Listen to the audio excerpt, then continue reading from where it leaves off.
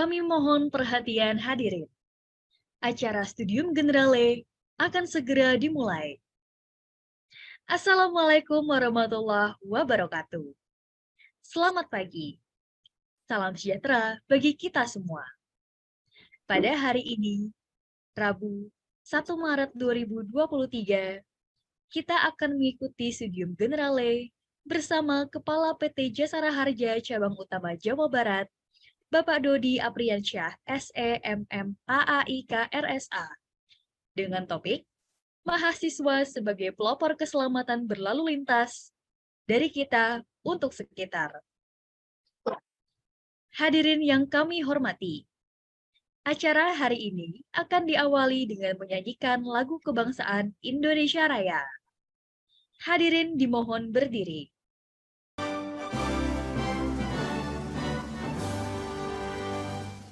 Indonesia, tanah airku, tanah tumpah darahku. Di sanalah aku berdiri, jadi pandu ibuku. Indonesia, kebangsaanku, bangsa dan tanah airku. Marilah kita bersatu, Indonesia bersatu.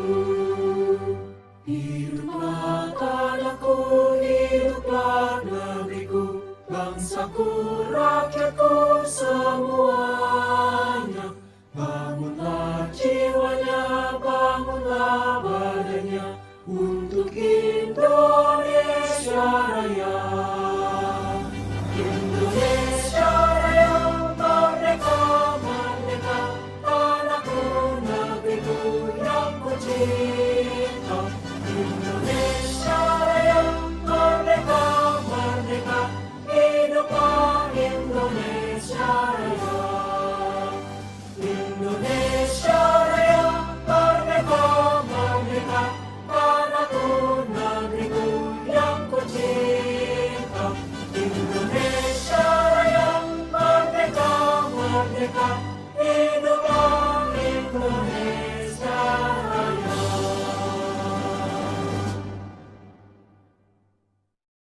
Hadirin disilakan duduk kembali. Selanjutnya, kita akan mengikuti penyampaian sambutan dari Direktur Kemahasiswaan Institut Teknologi Bandung yang sekaligus akan membuka acara pada hari ini. Kami silakan dengan hormat Dr. G. Prasetyo Aritama, SSN, MSN. Terima kasih Mbak Roro. Selamat pagi. Assalamualaikum warahmatullahi wabarakatuh. Waalaikumsalam warahmatullahi wabarakatuh. Salam sejahtera. Om Swastiastu, Namo Buddhaya, Salam Kebajikan. Selamat pagi, terima kasih yang terhormat Pak Dodi Apriansyah, Kepala PT Jasara Harja Cabang Utama Jawa Barat. Terima kasih atas kesediaan dan kehadirannya di acara Studium Generale Februari 2023 ini. Tentu kami juga menyampaikan terima kasih dan penghargaan setinggi-tingginya untuk Pak Dodi dan tim yang sudah berkenan mempersiapkan acara ini dan sharing pengetahuan maupun informasi terutama terkait dengan topik hari ini, basic insurance gitu ya. Mudah-mudahan ini menjadi poin penting untuk para mahasiswa yang saya kasih, mahasiswa peserta kuliah Studium Generale di ITB ini. Pak Dodi, seperti saya sampaikan sebelumnya bahwa memang di ITB ini memberi memberi layanan pendidikan kepada para mahasiswa, tentu berupa materi pengetahuan dan skill yang mereka tempuh di program studi masing-masing. Dan kami menyadari bahwa bidang-bidang itu memang bidang-bidang yang spesifik sesuai kurikulum masing-masing. Oleh karena itu, ITB punya pandangan bahwa mahasiswa perlu dibekali hal-hal yang lebih sifatnya wawasan, tentu untuk meningkatkan tentu meningkatkan wawasan, dan yang terlebih lagi soft skill dan life skill ya. Jadi mahasiswa juga selain pinter di bidangnya, tentu dia juga harus bisa menjalani hidup ini dengan lebih baik karena mendapatkan pengetahuan, mendapatkan informasi yang kaya juga. Nah, hal ini saya kira akan baik sekali. Nah, untuk itu kami tentu ITB ini sangat membuka kolaborasi dengan mitra-mitra penting kami untuk tujuan bersama, sehingga titik temu antara tujuan-tujuan ITB dengan mitra itu bisa dikolaborasikan dan kita bisa menghasilkan sesuatu yang lebih besar, lebih luhur demikian. Nah, kepada para mahasiswa saya sampaikan mohon dapat disimak dengan baik. Tentu nanti ada diskusi-diskusi, ada sesi diskusi. Para mahasiswa bisa menyampaikan ide, menyampaikan pertanyaan dan sebagainya bila belum terlalu jelas, sehingga para mahasiswa dapat mendapat inspirasi, mendapat pengetahuan dan bisa bersikap dengan lebih baik ke depannya. Saya kira demikian. Sudah tidak sabar kita ingin mendengar paparan dan diskusi dari Pak Dodi. Nanti Pak Epin akan hadir sebagai moderator untuk memandu diskusi bersama Pak Dodi ini. Kami juga mengucapkan terima kasih kepada para dosen pengampu, Pak Epin, Pak Ridwan, Pak Henry, tadi saya lihat sudah hadir. Terima kasih, dan kawan-kawan dosen pengampu lainnya. Baik, semoga tujuan-tujuan baik yang sudah ditetapkan di dalam penyelenggaraan kuliah Studium Generale ini bisa dilaksanakan dan dicapai dengan baik juga. Mahasiswa mohon bisa aktif untuk mengikuti kuliah dengan baik, dan selanjutnya dengan ini saya menyatakan Studium Generale untuk sesi tanggal 1 Maret ya, ini sekarang sudah 1 Maret, maaf saya tak salah, 1 Maret 2023 ini dibuka. Terima kasih. Wassalamualaikum warahmatullahi wabarakatuh. Waalaikumsalam warahmatullahi wabarakatuh. Hadirin yang kami hormati, kita akan memasuki acara utama pada hari ini, yaitu Studium Generale yang akan dipandu oleh moderator Dr. Epin Saifuddin, MPD. Beliau adalah dosen di Fakultas Seni Rupa dan Desain Institut Teknologi Bandung yang tergabung ke dalam kelompok keahlian ilmu-ilmu kemanusiaan. Saat ini, beliau juga merupakan Kepala Subdit Organisasi Mahasiswa dan Pengembangan Prestasi Mahasiswa. Kepada Dr. Epin Saifuddin, MPD, kami silakan. Baik, terima kasih Mbak Roro ya. Selamat pagi, Assalamualaikum warahmatullahi wabarakatuh. Waalaikumsalam warahmatullahi wabarakatuh. Salam sejahtera untuk kita sekalian. Shalom, Om Swastiastu, Namo Buddhaya, Salam Kebajikan, Rahayu.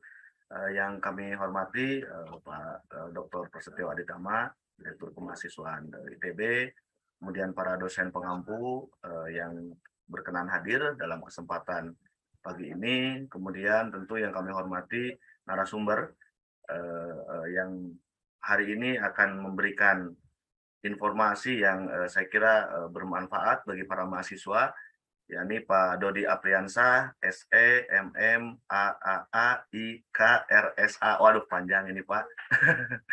Terima kasih Pak Dodi atas perkenannya, kesediaannya hadir di tengah-tengah para mahasiswa. Nah, para mahasiswa yang budiman, Pak Dodi ini merupakan Kepala PT Jasara Harja Cabang Utama Jawa Barat. Nah, nanti Pak Dodi akan share beberapa informasi kepada Anda sekalian, khususnya dalam memenuhi tema Studium Generale pagi ini, yakni mahasiswa sebagai pelopor keselamatan berlalu lintas. Nah, saya kira ini menjadi satu hal penting tentu yang harus diketahui dan dipahami oleh para mahasiswa, mengingat memang tadi sempat berbincang, ternyata dari tahun ke tahun laka lantas dan lain sebagainya terus mengalami peningkatan, dan ini didominasi oleh sepeda motor kelihatannya. Nah, dominan mahasiswa menggunakan kendaraan roda 2. Nah, saya kira ini sangat relevan informasi ini untuk para mahasiswa. Baik, sebelum saya mempersilahkan Pak Dodi untuk menyampaikan paparannya terkait insurance basic course ya, izin saya menyampaikan riwayat hidup singkat beliau. Nama Dodi Apriansah, SE, MM, AAA, IK, RSA. Saat ini sebagai Kepala PT Jasa Raharja Cabang Utama Jawa Barat.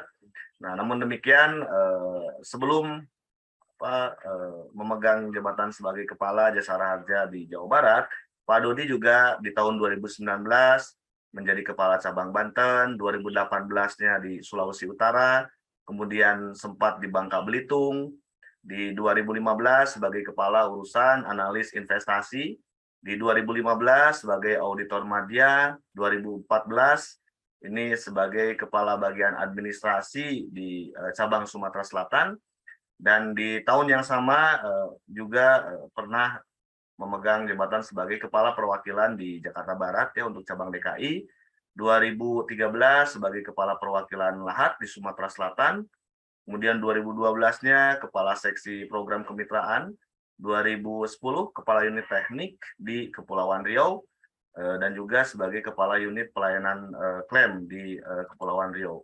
Jadi Pak Dodi udah melanglang buana ini ke sana sini gitu ya, mengurusi terkait dengan Jasa Raharja ini.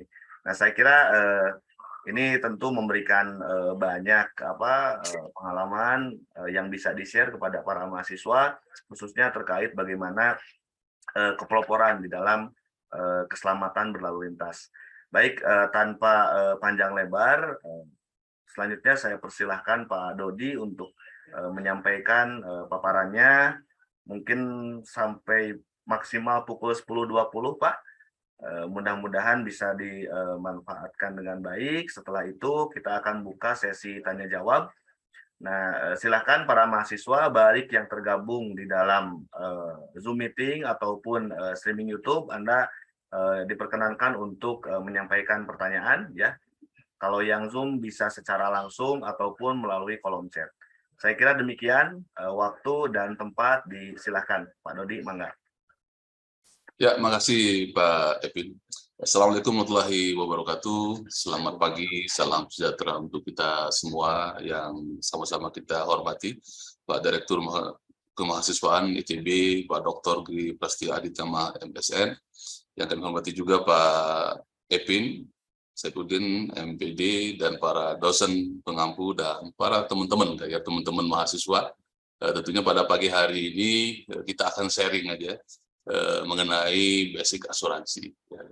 Nah, sebelumnya mungkin nanti Pak Epin dan teman-teman mahasiswa semuanya untuk menanya terbaik nanti akan dinilai oleh teman-teman tim Jasa Raharja. Nanti akan ada tumbler, akan ada helm, nanti nanti akan saya juga akan memberikan pertanyaan. Nanti teman-teman juga akan lihat apakah pertanyaan sudah sesuai apa belum. Nanti jawabannya yang disampaikan oleh para mahasiswa.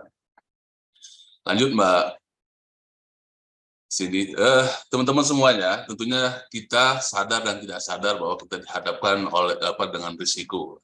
Dimanapun kita tetap ada risiko. Ya.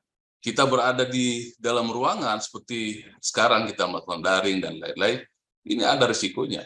Bisa jadi kita risiko umpamanya ketimpa lampu, ketimpa apa gitu ya. Teman-teman berangkat dari rumah ke kampus, ada risiko di situ.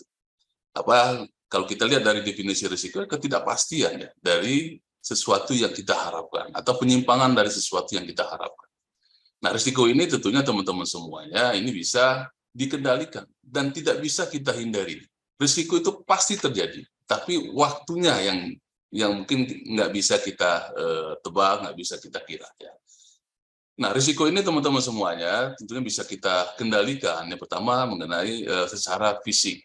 Teman-teman semuanya kalau mempunyai harta kekayaan, mempunyai sepeda motor, ya, ini bisa kita umpamanya, udah deh, biar kendaraan saya nggak hilang, nggak dimaling oleh pencuri, umpamanya saya masukin ke rumah, ya kan, di dalam kamar mungkin kan, atau bisa jadi mungkin rumahnya pagarnya setinggi plafon.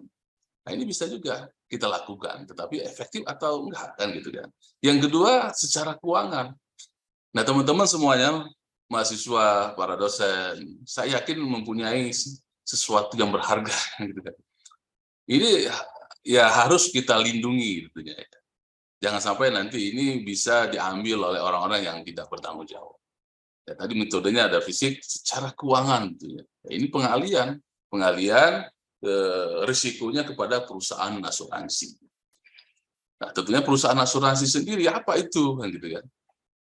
Perusahaan asuransi adalah perusahaan ya yang memberikan ya atau menanggung ya, apabila terjadi suatu risiko. Ya kan. Intinya apa perusahaan asuransi adalah memberikan perlindungan ya, memberikan rasa aman kepada seseorang yang mempunyai harta benda. Ya. Tentunya teman-teman semuanya ada hak dan kewajiban di situ. Kewajibannya apa? Memberikan atau membayar premi, ya kan. Yang kedua, si kewajiban penanggung berhak apa? Memberikan santunan apabila terjadi risiko atau hilangnya benda. Ya. Tentunya di sini perusahaan asuransi memberikan apa? Rasa aman, rasa nyaman. Ya. Fungsinya apa?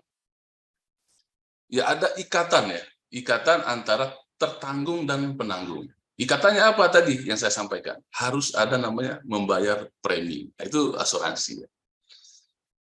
Sehingga terjadinya risiko nanti merupakan tanggungan si perusahaan asuransi. Jadi nggak menjadi tanggungan kita. Tadi kalau kita alihkan secara fisik, ya sudah nanti kendaraan saya masukin ke kamar aja deh, biar kendaraan saya nggak dimaling oleh pencuri gitu ya. Tetapi tadi kembali lagi kita lihat efektif atau enggak, gitu. Efisien atau enggak. Toh ada perusahaan asuransi yang bisa memberikan perlindungan itu. Dengan kita membayar X rupiah ya. Enggak besar teman-teman semuanya. Untuk kendaraan bermotor itu preminya enggak lebih dari 2-3% dari nilai pertanggungan. Nah, tentunya dari sisi lain juga ada manfaat-manfaat asuransi yang teman-teman dapatkan. Apa sih manfaatnya? Tentunya tadi kita memberikan rasa aman. Teman-teman umpamanya parkir di kampus, parkir di rumah makan, restoran. Biasanya kita ada kegalauan nih. Wah, nanti kendaraan saya ini hilang nggak ya? Aman atau enggak? Tetapi kalau kita sudah ada asuransi, ini menimbulkan rasa aman. Ya adalah parkir aja, yang penting kendaraan saya kunci deh. Jadi nggak ada rasa gundah gulana, rasa khawatiran, ya kan? Itulah fungsi dari perusahaan asuransi. Atau seperti ini teman-teman semuanya. Kemarin di tetangga Jasa Harja ini ada resto namanya Ampera. Itu beberapa bulan yang lalu mengalami kebakaran, sehingga bangunannya beserta isinya hangus, ya kan? Bayangkan kalau ya, rumah makan tersebut ada asuransinya, sehingga apa? Mungkin dalam kurun waktu satu bulan itu sudah bisa di recovery lagi bangunannya, sehingga tidak ada namanya pemutusan dengan karyawan, pemecatan karyawan tidak bisa bekerja lagi, asetnya tidak produktif lagi. Ini manfaat-manfaat yang didapatkan. Di sisi lain juga, kalau umpamanya bisa juga suatu perusahaan itu menghold risiko gitu ya. Dia menyiapkan X rupiah apabila nanti terjadi risiko, nanti akan ditangani sendiri. Tapi kembali lagi, berapa besar dana yang harus kita simpan untuk menangani risiko itu? Beda halnya kalau kita membayar tadi dengan kita mengikatkan diri kepada perusahaan asuransi, apabila terjadi suatu risiko, hal ini tadi dengan cepat ya, dengan penilaian dari perusahaan asuransi itu bisa langsung dilakukan penggantian dan langsung diberikan pembangunan, bisa melakukan pembangunan lagi, sehingga karyawan siapapun yang berkepentingan terhadap usaha kita ya tidak akan mengalami kerugian yang berkepanjangan. Nah, ini salah satu fungsinya. Di sisi lain juga, kalau tadi teman-teman semuanya, oke deh, dananya akan kita kelola sendiri umpamanya. Tadi kembali lagi kita lihat berapa persen dari modal yang kita cadangkan untuk itu. Tapi kalau kita alihkan ke perusahaan asuransi, dana itu bisa kita buka cabang 1, cabang 2, cabang 3. Inilah teman-teman semuanya fungsi dari asuransi, ya, manfaat dari asuransi. Coba bayangkan teman-teman, kalau kemarin kalau teman-teman mengikuti ya, teman-teman mahasiswa lagi trending kayak ya, apa namanya, Indra Bakti kalau nggak saya yang aktif itu, dia tidak punya asuransi katanya. Berapa ratus juta yang harus dikeluarkan untuk membiayai kesehatan. Karena saat ini teman-teman semuanya, biaya perawatan rumah sakit itu luar biasa. Di Jasara Harja, untuk biaya perawatan itu rata-rata per korban yang luka-luka itu 14 juta. Sedangkan pelapon kita teman-teman semuanya hanya 20 juta maksimal. Nah, jadi ini menjadi concern kita semua, manfaat asuransi itu penting. Sedangkan berdasarkan data teman-teman semuanya, data dari Asosiasi Asuransi, kesadaran masyarakat Indonesia ya, ini nggak lebih dari 20% yang melakukan atau mengikatkan diri kepada perusahaan asuransi. Ini semua asuransi. Beda halnya lagi dengan asuransi jiwa. Itu baru teman-teman semua 1,2% dari jumlah penduduk Indonesia yang kurang lebih 275 juta. Ya. Tadi kalau kita lihat data yang melakukan pengikatan diri atau melakukan sudah care dengan asuransi itu nggak lebih dari 20%, mungkin sekitar ya 74 juta ya dari 257 juta rakyat Indonesia. Tapi kembali lagi bahwa kesadaran berasuransi ya ini yang perlu kita tumbuhkan, ya kan? Karena apa? Kadang-kadang masyarakat kan nggak mengetahui apa sih manfaatnya asuransi. Tapi kalau kita lihat kejadian-kejadian di lingkungan kita, nah kita baru memahami, oh ini manfaatnya asuransi. Coba bayangkan teman-teman semuanya, kalau umpamanya kecelakaan, yang risikonya tadi ya saya sampaikan, yang tidak terduga, sehingga si korban harus dirawat di rumah sakit. Ini dananya dari mana? Tapi alhamdulillah dengan Jasa Harja mengenai sesuai dengan aman Undang-Undang 33, 34, kita berperan aktif untuk melakukan pembayaran atau memberikan santunan kepada masyarakat yang mengalami kecelakaan. Ada juga prinsip-prinsip asuransi teman-teman semuanya. Ini yang harus tadi yang saya sampaikan bahwa manfaatnya apa risiko ya kan. Boleh nggak nih umpamanya Pak Ipin, saya mengasuransikan umpamanya mobilnya Pak Pras. Oh ini nggak bisa, ya kan? Karena prinsip asuransi apa interest. Adanya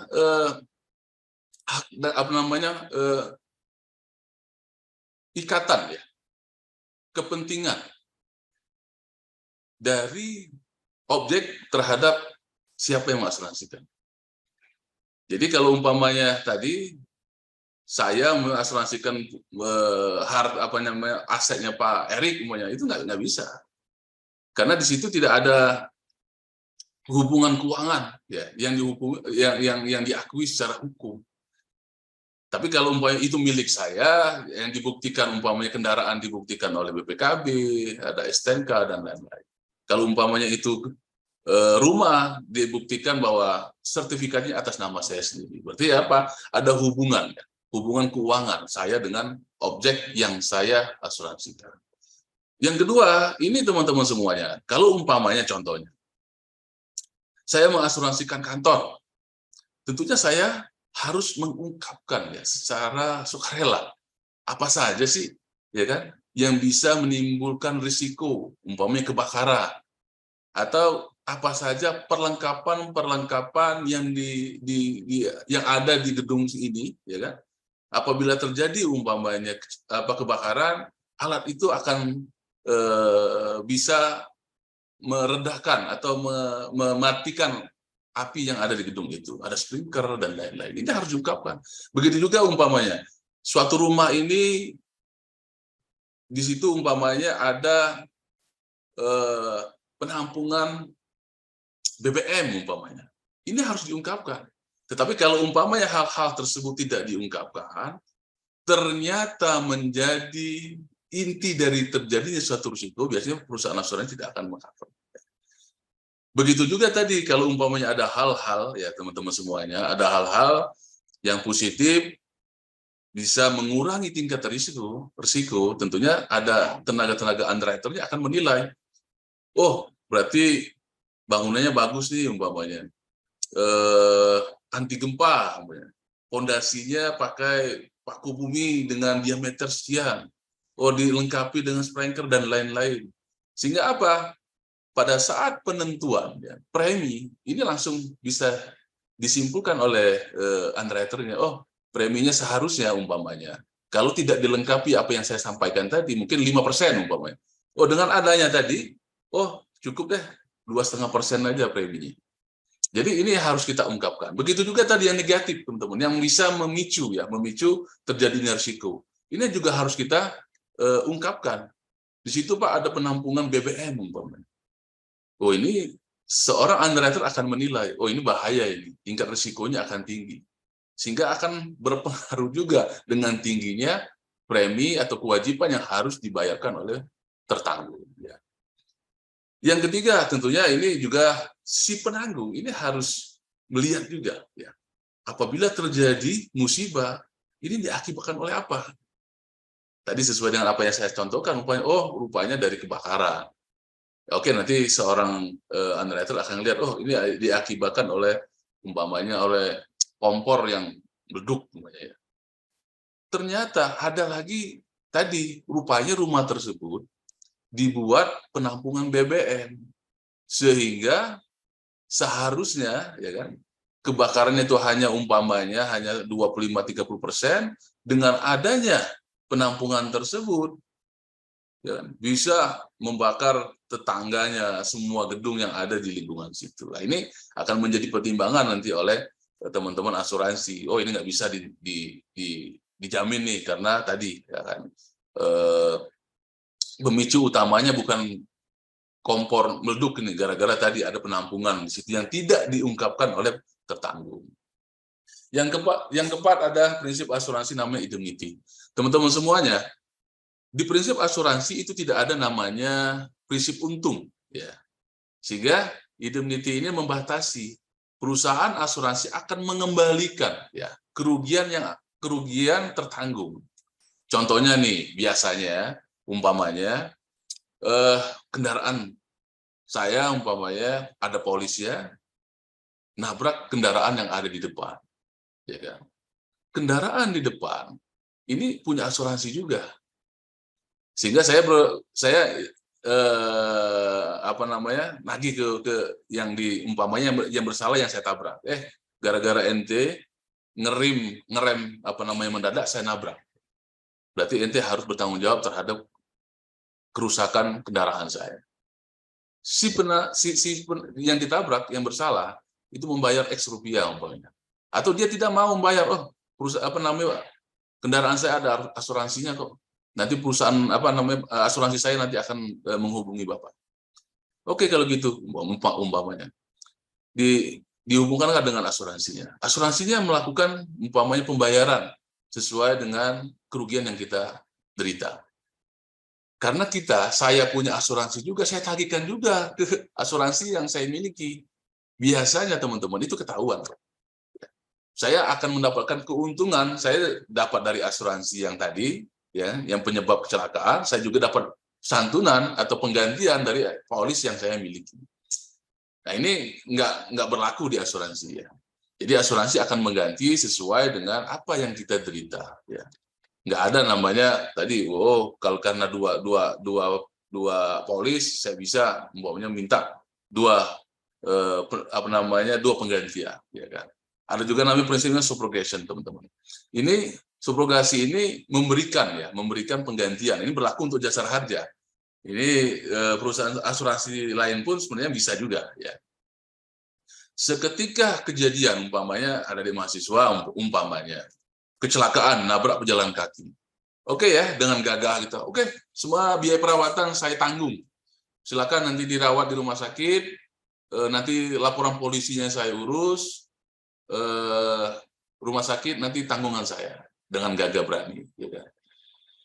Tetapi di sisi lain nanti rumah sakit langsung hubungin Jasara Harja, atau teman-teman sudah tahu informasinya, oh ini tanggungan Jasara Harja umpamanya, saya hubungi tugas Jasara Harja, Pak saya nabrak orang, sekarang dirawat di rumah sakit, nanti rumah sakit akan melakukan penjaminan, kami akan memberikan penjaminan ke rumah sakit itu. Ya. Atau teman-teman semuanya, si penabrak tadi melakukan pembayaran, oke deh ya, nanti saya bayar rumah sakitnya karena ini cuma umpamanya 2 juta, ya udah bayar 2 juta. Tapi prosesnya teman-teman tadi ya sudah dilaporkan ke polisi dengan pihak berwajib. Nah, teman-teman sudah membayarkan tadi 2 juta, ambil kwitansinya. Ya kan?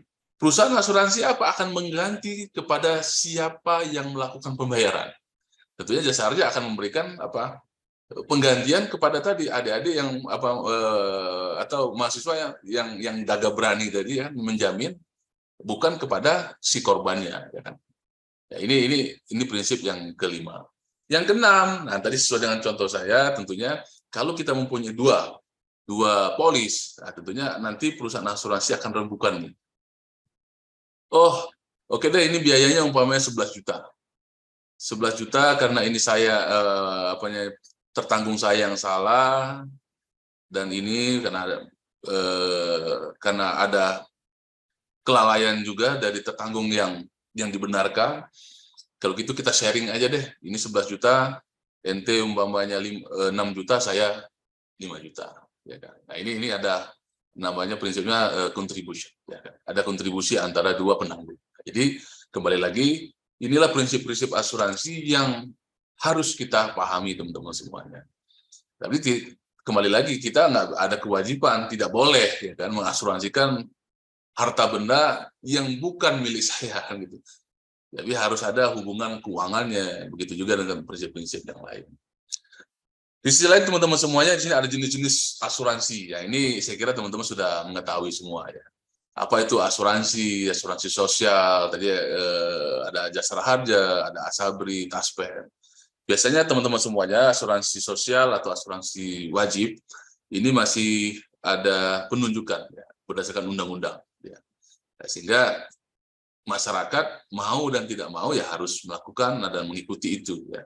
Jasa Harja umpamanya setiap pemilik kendaraan bermotor itu harus membayar namanya SWD KRJ ya, bersamaan dengan pembayaran pajak di kantor Samsat ya kan. Begitu juga umpamanya Asabri, seluruh ya anggota kepolisian, tentara itu harus masuk dalam asuransi Asabri. Taspen, seluruh PNS ya. Seluruh PNS itu harus tergabung dalam Taspen. Ya. Tadi untuk mengcover tadi pasca kerja ya kan, ada sesuatu. Ini berperan semua. Bahkan teman-teman semuanya kita melakukan kerjasama juga dengan Taspen, dengan Asabri, ya, dengan BPJS ya. Apabila terjadi umpamanya kecelakaan, pembayar pertama itu siapa? Jasara Harja. Kalau umpamanya, ya tadi kan ini prinsip, ini mulai ini ke prinsip ada kaitannya dengan prinsip asuransi. Apabila ya kan biaya perawatannya melebihi plafon Jasara Harja sebesar 20 juta, maka ya perusahaan asuransi lain akan memberikan penggantian. Ya, lebih dari 20 juta. Contoh umpamanya seorang PNS, ya PNS kecelakaan ternyata biaya perawatannya umpamanya 35 juta. Pada saat terjadi kecelakaan, Jasara Harja mengcover, memberikan jaminan di rumah sakit sebesar 20 juta. 15 jutanya nanti bisa ditagihkan ke Taspen. Ya kan? Begitu juga di Asabri, umpamanya ada tugas tantara kecelakaan, begitu juga. Ya. Tapi tadi kembali lagi indemnity teman-teman semuanya. Kalau umpamanya biaya perawatannya hanya 15 juta, berarti apa? Ya cuma Jasara Harja yang mengcover. Tidak boleh si korbannya umpamanya menagihkan lagi ke Taspen. Saya PNS nih, saya kan ada ikatan nih asuransi dengan Taspen. Saya kecelakaan, totalnya sekian.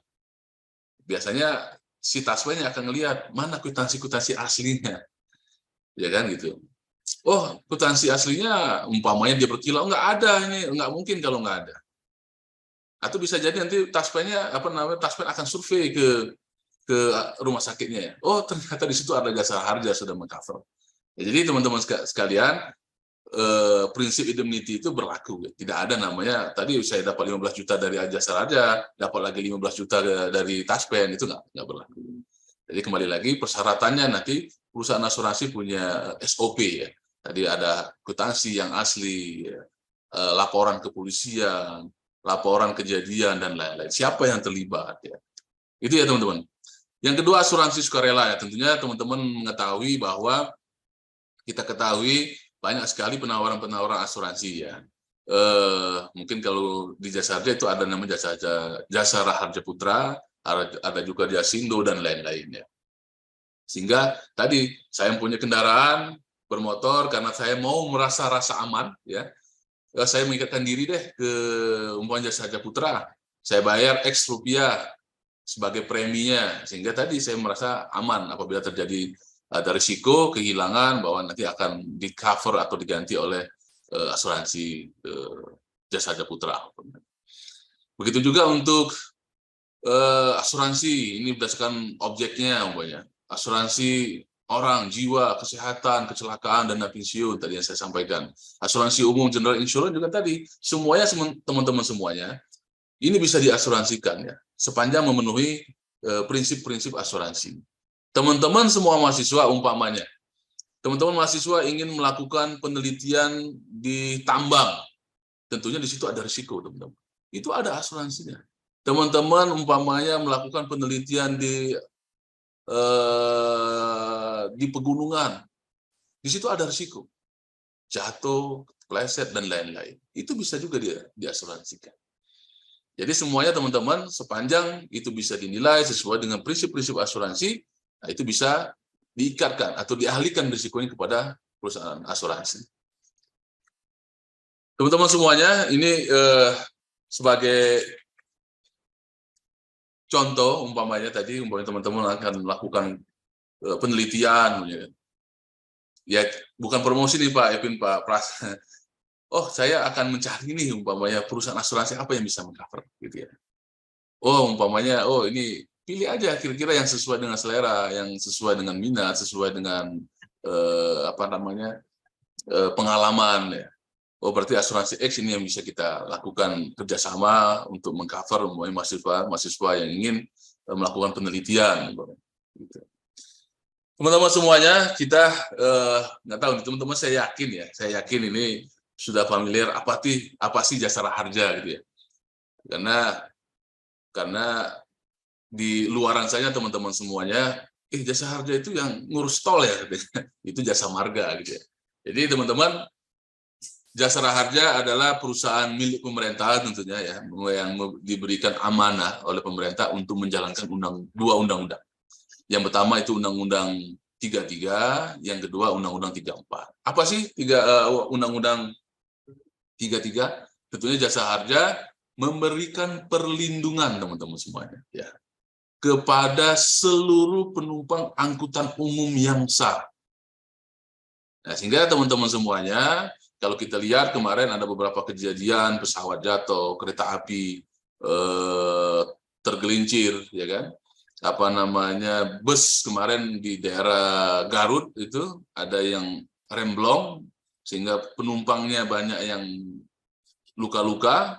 Begitu juga orang yang di luar kendaraan yang ditabrak rumah, yang ada di pinggir rumah, pinggir jalan, itu ada yang beberapa yang meninggal dunia. Itu di-cover oleh jasa harja. Kembali lagi kita tanya itu kalau teman-teman mahasiswa, jasa harja memungutnya dari apa ya? Kok memberikan jaminan kepada seluruh penumpang? Tentunya teman-teman semuanya, setiap teman-teman menggunakan fasilitas umum, membayar tiket ya atau membayar ongkos, itu sudah include ya, sudah ada namanya premi jasa harja. Dan kecil teman-teman semuanya. Untuk bus itu nggak lebih dari hanya 60 perak. Ya, 60 perak itu dapat apa sekarang, ya kan? Tapi kembali lagi bahwa ini iuran, ya kan, diatur oleh Undang-Undang 33. Dan preminya pun ini sesuai dengan ketentuan Kementerian Keuangan. Ya. Jadi jasa harja nggak bisa umpamanya, oh ini terlalu kecil nih, ayo kita naikin lagi deh preminya 60 jadi 150 per penumpang, nggak bisa. Begitu juga umpamanya untuk penyeberangan. Kalau penerbangan sudah ada juga rumusnya, maksimal itu dengan tiket di atas 20.000 itu hanya 2.000 maksimal. Ya. Kendaraan, umpamanya pesawat udara, maksimal umpamanya 5.000. Jadi sudah ada namanya ketentuan sesuai dengan ketentuan Kementerian Keuangan. Sedangkan Undang-Undang 34, teman-teman biasanya ini tadi yang saya sampaikan, karena ini wajib, sehingga teman-teman nggak sadar bahwa seseorang yang mempunyai kendaraan bermotor yang membayar pajak itu dengan sendirinya sudah di-cover oleh jasa harja. Apabila apabila mengalami kecelakaan. Tentunya prinsip dari santunan jaminan jasa harja mengenai Undang-Undang 34 triparty liability, teman-teman semuanya. Yang mana si penabrak, tanggung jawab si penabrak terhadap pihak ketiga. Jadi apa yang kita bayar, teman-teman semuanya, SW kayak di sumbangan wajib kecelakaan lalu lintas jalan, ini bermanfaat untuk orang yang diakibatkan oleh kendaraan yang kita miliki. Jadi teman-teman tadi mempunyai kendaraan bermotor, mempunyai sepeda motor, mengalami kecelakaan, yang ditabrak itu dijamin oleh jasa harja. Bukan yang pengendaranya. Jadi kalau umpamanya pengendaranya nggak dijamin oleh jasa harja. Ya. Tapi orang yang diakibatkan oleh kendaraan yang kita miliki. Tadi dengan saya contohkan tadi, kita dengan gagah berani, oke deh, semua santunannya saya bayar deh. Tapi kembali lagi, tagihkan ke jasa harja. Ya. Tapi kasusnya tadi teman-teman semuanya harus dilapor ke kepolisian. Begitu juga untuk penjaminan, ini teman-teman semuanya, ada beberapa contoh, umpamanya untuk Undang-Undang 33. Ya. Ini tadi yang saya sampaikan, mungkin kejadian, ini kalau digambar nih cuma 60 perak nih. Bus Patas PO Raja Wali, full AC.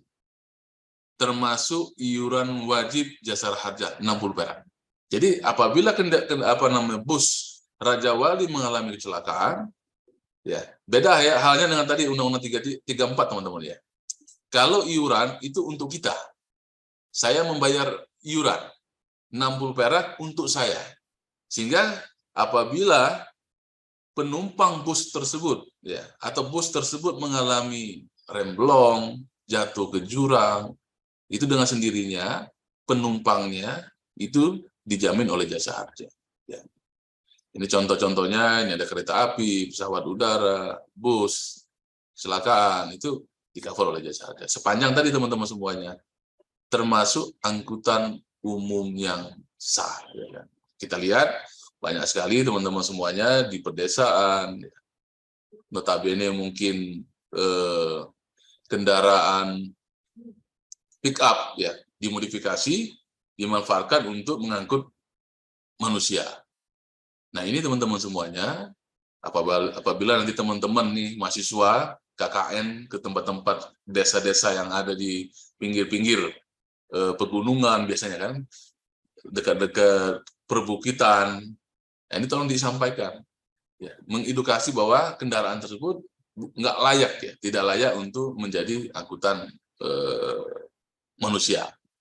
Nah, sehingga kalau terjadi musibah, apalagi itu tidak ada legalitasnya dari pemerintah, dari dinas perhubungan, nggak ada izinnya dan lain-lain, jasa harja tidak akan meng-cover apabila kendaraan tersebut jatuh ke jurang atau menjadi penyebab kecelakaan. Sedangkan Undang-Undang 34, teman-teman semuanya, ini ada beberapa contohnya tadi saya sampaikan. Ini untuk teman-teman. Kalau teman-teman lihat di notis pajak, ada di situ notis pajak namanya, atau di belakangnya biasanya di depan ada STNK, di belakangnya ada notis pajak.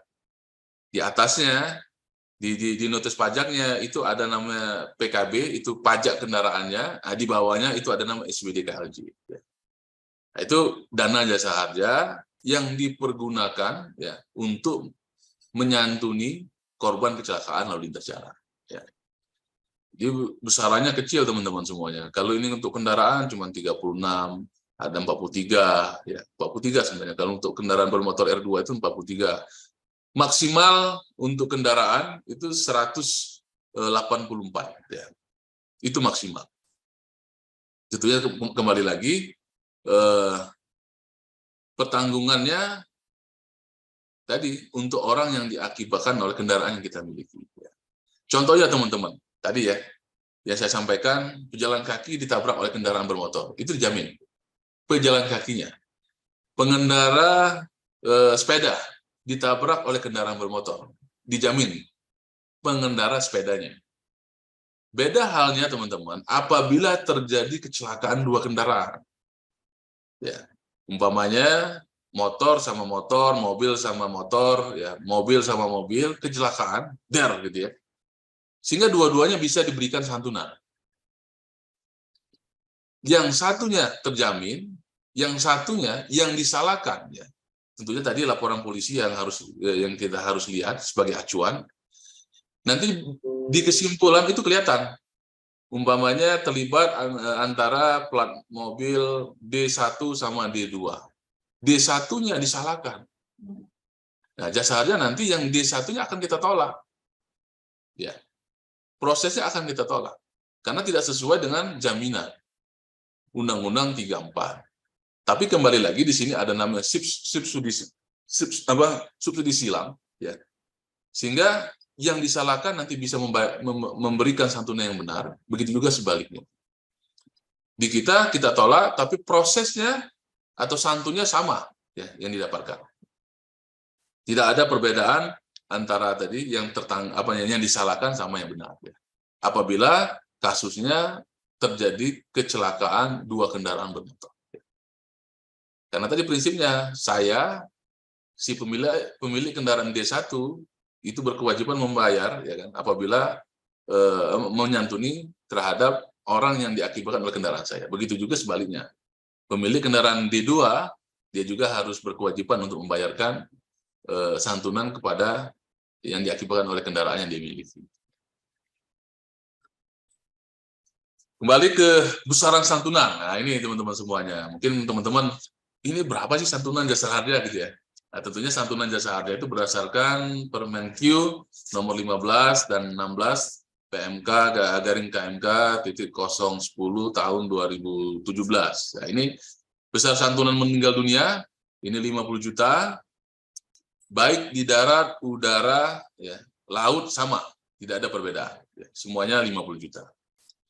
Sedangkan untuk biaya rumah sakit, ya, atau biaya santunan di rumah sakit maksimal 20 juta. Jadi tadi kembali lagi kalau umpamanya lebih dari itu, nanti kalau ya apabila si korban mempunyai asuransi lain itu bisa nanti ditanggung atau dimintakan ya ke asuransi yang lainnya. Tapi tadi kembali lagi, kalau kurang dari 20 juta, ini akan di-cover oleh jasa harja. Tidak boleh lagi diajukan ke perusahaan. Beda halnya umpamanya teman-teman semuanya, kalau ya tentunya ini ada ketentuan ahli warisnya. Ketentuan ahli waris jasa harja apa? Yang pertama, janda atau duda yang sah. Jadi kalau umpamanya sudah menikah, jadi antara duanya, kalau istrinya meninggal, yang berhak menerima itu adalah siapa? Suaminya. Begitu juga sebaliknya. Ya. Tapi kalau umpamanya dua-duanya meninggal, yang berhak itu siapa? Anaknya, apabila sudah mempunyai anak. Ya. Jadi duda, istri atau duda yang sah, yang kedua anaknya yang sah, dan apabila yang bersangkutan belum menikah, belum punya anak, masih jomblo, ya gitu ya. Ya, yang berhak menerima siapa? Ahli warisnya, orang tua yang sah. Ya. Nah ini ada 3 ketentuan keahli warisan jasa harja. Yang pertama tadi janda, duda yang sah, anak-anak yang sah. Apabila tidak ada anak-anak yang sah, maka ahli warisnya diberikan ke orang tua yang sah. Ya kan? Gimana umpamanya apabila tidak ada tadi tiga ketentuan di jasa harja, maka jasa harja akan memberikan santunan biaya penguburan. Jadi umpamanya kasus ada beberapa yang kita temukan, umpamanya kecelakaan di rel gitu ya, banyak itu. Sehingga sampai jenazahnya ditunggukan umpamanya sampai 2-3 minggu atau berbulan-bulan, tidak ada keluarga yang mengakui bahwa si korban ini adalah bagian dari keluarganya. Berdasarkan data-data yang ada, tentunya Jasa Harja nanti akan memberikan santunan biaya penguburan kepada umpamanya rumah sakit, atau siapa yang melakukan penguburan, rumah sakit, atau siapa umpamanya penduduk setempat, atau bisa jadi umpamanya KAI ya, melakukan penguburan terhadap korban yang diakibatkan oleh kereta api. Begitu juga umpamanya masyarakat, ternyata dia anak yatim, nggak punya saudara sesuai dengan ketentuan yang ada, yang kita berikan santunnya apa? Tetap yang kita santuni adalah biaya penguburan. Yang keempat, ini ada santunan untuk catat tetap. Nah, untuk catat tetap teman-teman semuanya, maksimal 50 juta. Ya. Di sisi lain juga, di ketentuan Jasa Harja ada kategorinya. Ya. Kalau umpamanya, sebagai contoh, umpamanya saya ada amputasi jari kelingking. Ini ada SOP-nya Jasa Harja. Oh, jari kelingking itu 5% dari 50 juta. Umpamanya amputasi satu lengan. Nah, di Jasa Harja ada juga ketentuannya di situ. Oh, ini 30% atau 50%. Ya. Jadi maksimal tapi tidak lebih dari 50 juta. Ya. Ada juga biaya P3K dan ambulan. Lanjut. Nah, ini prosedur teman-teman semuanya. Ini prosedur gimana sih kalau umpamanya terjadi kecelakaan. Ini prosedurnya tentunya tadi yang saya sampaikan. Pada saat kejadian, laporkan ke polisian, teman-teman. Setelah dilaporkan, tentunya ini apa namanya ini kita komitmen kita. Setelah korban dilaporkan, maka kami akan bekerja. Jadi seketika kejadian dilaporkan ke polisian dan kita sudah terhubung dengan namanya IT atau apa namanya database yang ada di kepolisian. Petugas kami akan melakukan jemput bola. Ada kita namanya mobil service. Ada petugas-petugas yang ada di Samsat. Pada saat teman-teman melihat data yang ada di IRSMS, ya ini datanya kepolisian, saat itu teman-teman akan melakukan jemput bola. Tentunya teman-teman semuanya, untuk korban MDTKP meninggal di tempat, ini menjadi komitmen kita, komitmen Jasa Harja. Kalau bisa, ini kita bayarkan 1 kali 24 jam. Harus kita berikan santunannya. Tapi kembali lagi kita lihat juga kesiapan dari masyarakat. Ya. Kesiapan masyarakat kadang-kadang AHW-nya masih dalam kondisi duka dan lain-lain. Tapi kita lihat kondisinya. Tapi komitmen kami adalah 1 kali 24 jam. Harus kita bayarkan. Ya. Karena apa? Seketika kami mengetahui informasinya, petugas kami akan mendatangi ahli warisnya. Akan memintakan apa saja yang harus dilengkapi. Ya. Ya, ini yang harus dilengkapi sehingga Jasa Harja nanti segera untuk melakukan pembayaran. Begitu juga untuk korban teman-teman semuanya, korban yang dirawat di rumah sakit. Ya, pada saat korbannya sudah dilaporkan ke kepolisian, datanya sudah ada, kami pun akan menerbitkan namanya surat garansi ke rumah sakit. Kalau dulu teman-teman mungkin kalau kita masuk rumah sakit akan menanyakan siapa yang menjamin, ada nggak depositnya. Tapi kembali lagi dengan adanya kerjasama Jasa Harja dengan rumah sakit, seketika korbannya ditangani oleh rumah sakit, maka kami akan menerbitkan namanya jaminan ke rumah sakit sebesar 20 juta. Jadi nggak ada lagi namanya dulu harus ada jaminan dan lain-lain. Ya. Begitu juga teman-teman semuanya. Untuk saat ini, ya kantor Jasa Harja itu udah apa ya? Sepinya itu udah kayak di apa? Kalau dulu ramai teman-teman ya, antri untuk mengajukan santunan. Kalau sekarang ini syukur-syukur ada 1-2 orang yang datang. Saking sepinya. Kenapa? Nah sekarang kenapa kok kantor Jasa sepi? Yang pertama teman-teman, tadi untuk MDTKP, kami melakukan pembayaran itu langsung melalui rekening ahli waris korban.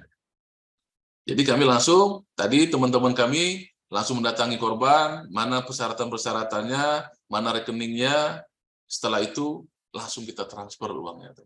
Jadi nggak perlu lagi si AW-nya yang tadinya bersedih harus datang ke Jasara Harja untuk mengurus, untuk menerima, enggak. Makanya tadi jargon ya, laporkan kasusnya, kami akan bekerja. Jadi teman-teman di bawah itu kalau umpamanya sudah dilaporkan, data sudah ada, mereka yang akan jemput bola langsung. Sehingga si AW-nya atau si korbannya tidak perlu lagi namanya datang ke jasa harja. Yang kedua, untuk perawatan rumah sakit. Nah, perawatan rumah sakit juga begitu, teman-teman. Si korbannya seketika umpamanya selesai masa perawatan, tinggal tanda tangan aja. Tanda tangan, nanti rumah sakit yang akan menagihkan ke kita. Tanda tangan, oh oke, nanti biayanya umpamanya 18 juta. Tolong nanti ditandatangani, nanti ada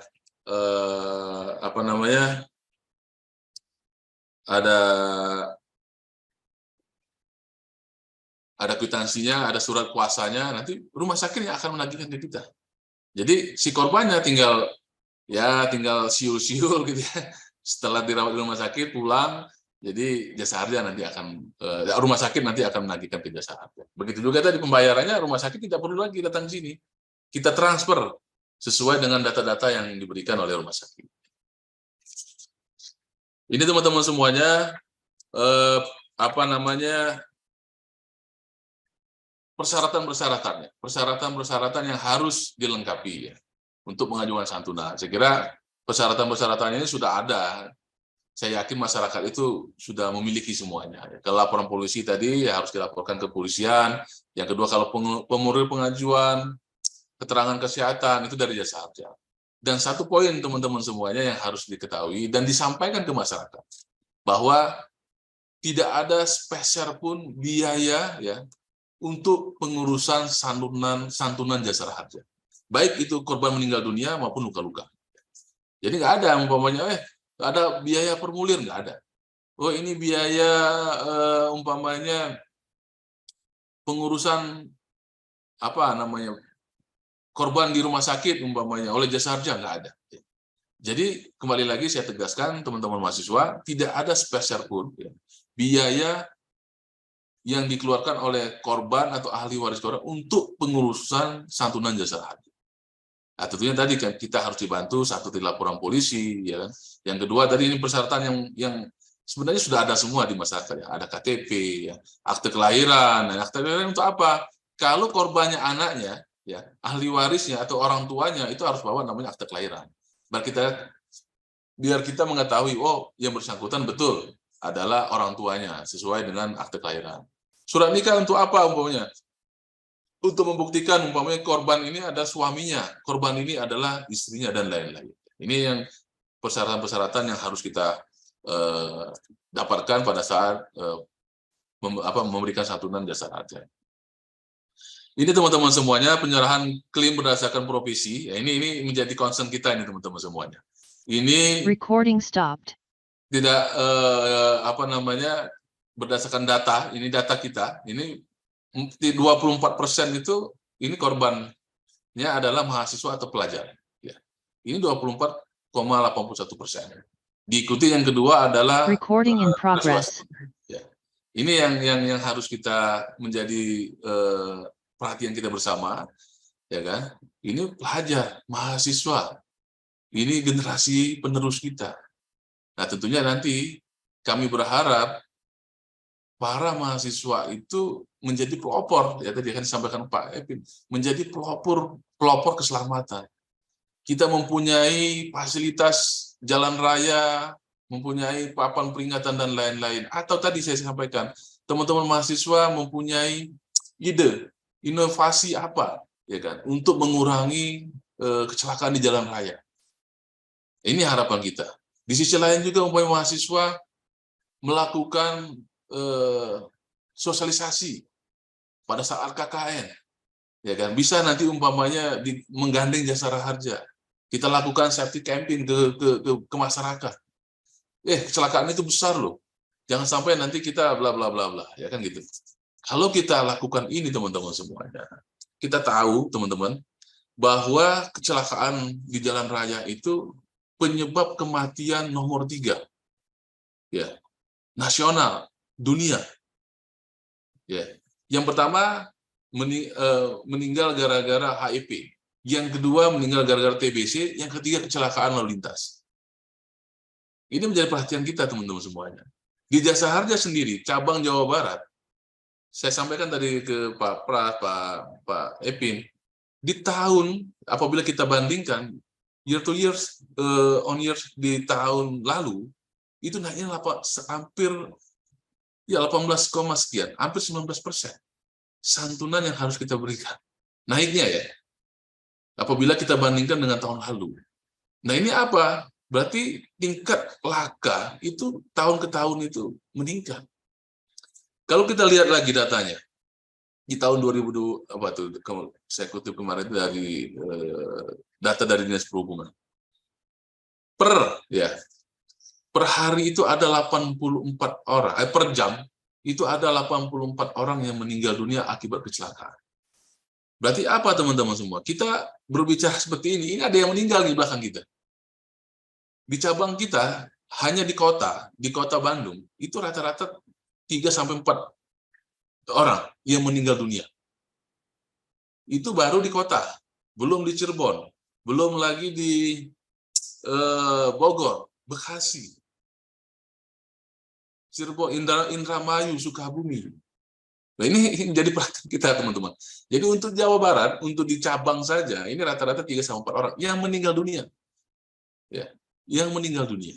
Nah, jadi betul kalau umpamanya satu jam, ya 1 jam itu 84 orang yang meninggal dunia yang diakibatkan oleh kecelakaan lalu lintas. Nah, ini teman-teman semuanya, kami mengajak tentunya nanti teman-teman mahasiswa menjadi pelopor, ya pelopor keselamatan lalu lintas, sehingga kita bisa berkolaborasi, ya gimana caranya kita untuk meningkatkan, ya kesadaran masyarakat. Ya, kami pun menggandeng Dinas Perhubungan, Kepolisian, ya, Dinas PUPR, ya, untuk melihat badan jalan, rambu jalan dan lain-lain. Ya.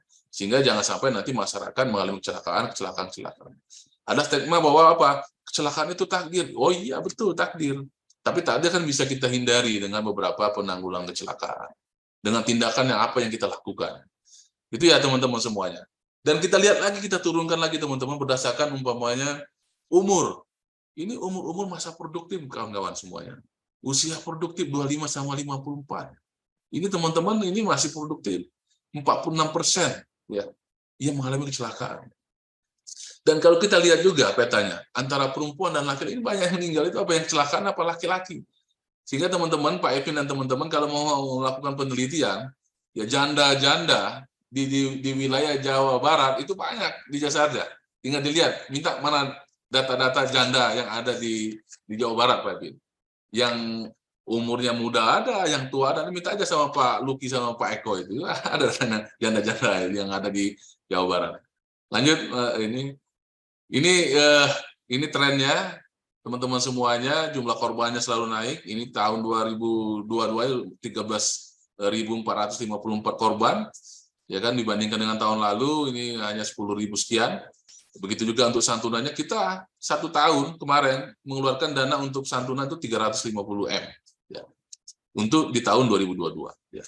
Adapun ini kegiatan-kegiatan kita yang kita lakukan teman-teman semuanya, kita berkolaborasi dengan teman-teman tadi saya sampaikan, ada forum komunikasi lalu lintas angkutan jalan, di situ kita melakukan FGD sama mereka, tadi kita cari solusinya apa ya. Kita petakan wilayah-wilayah, daerah-daerah rawan laka, apa yang harus kita lakukan. Tadi kalau umpamanya di situ kurang penerangan, nah tentunya di situ penerangan jalan, di situ teman-teman PUPR nanti akan memfasilitasi itu. Atau apa, umpamanya rambu-rambunya atau marka jalannya yang kurang jelas, teman-teman perhubungan nanti kita dorong. Ya. Jasa Harja melakukan pembayaran santunan apabila terjadi kecelakaan. Kita pun aktif juga untuk melakukan sosialisasi ya. Di kampus, di beberapa media massa, medsos, kita lakukan gelora aplikasi untuk mengenai penanggulangan kecelakaan. Hati-hati, pakai helm, pakai taati peraturan lalu lintas dan lain-lain. Mungkin itu teman-teman semuanya yang dapat saya sampaikan. Mudah-mudahan nanti harapan kami bahwa ITB adalah merupakan satu kampus pelopor keselamatan lalu lintas. Tentunya ke depan kita bisa berkolaborasi di bawah bimbingan Pak Pras, Pak Epin, dan teman-teman pengabul lainnya. Kita bisa meningkatkan minat mahasiswa untuk melakukan inovasi-inovasi tentunya dalam rangka penanggulangan kecelakaan. Nah, mungkin itu Pak Evin, kita buka nanti mungkin tadi ada beberapa hadiah, bukan hadiah, penanya terbaik nanti ada juga nanti pertanyaan dari saya, teman-teman bisa menjawab, nanti akan ada tumbler dan ini ya, Bu Lian sama Mbak Cindy, tumbler dan helm ya. Mungkin itu Pak Evin, saya kembalikan lagi, hatur nuhun.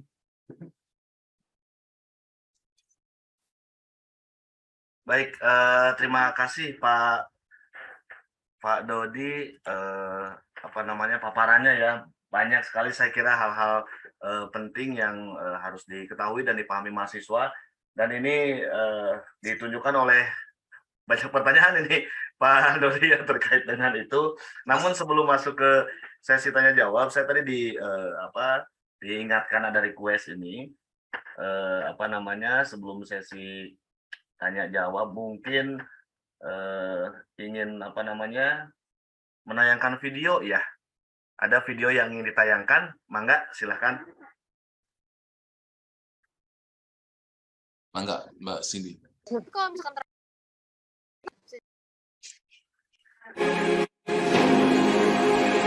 Dalam upaya membantu pemerintah untuk menekan angka kecelakaan lalu lintas, PT Jasa Raharja dengan bangga mempersembahkan JR Safety Road, sebuah aplikasi keselamatan berkendara bagi pengemudi kendaraan bermotor.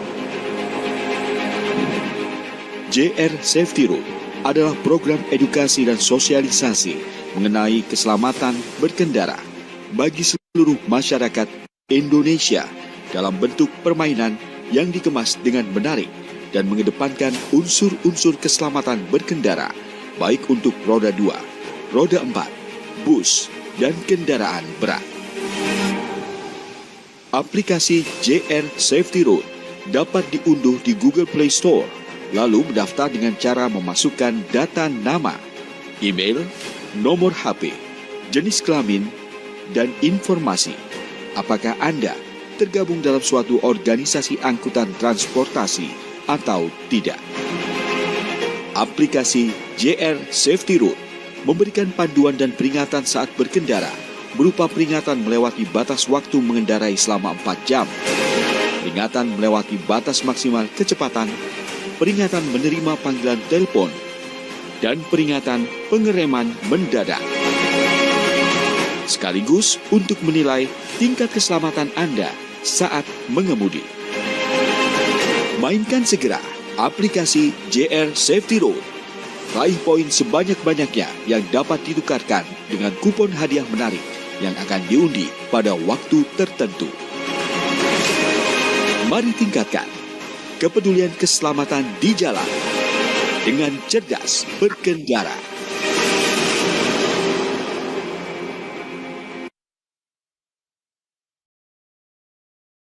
Baik, terima kasih. Ini ada JR Safety Road ya. Wah, keren. Mungkin nanti bisa dicoba oleh para mahasiswa.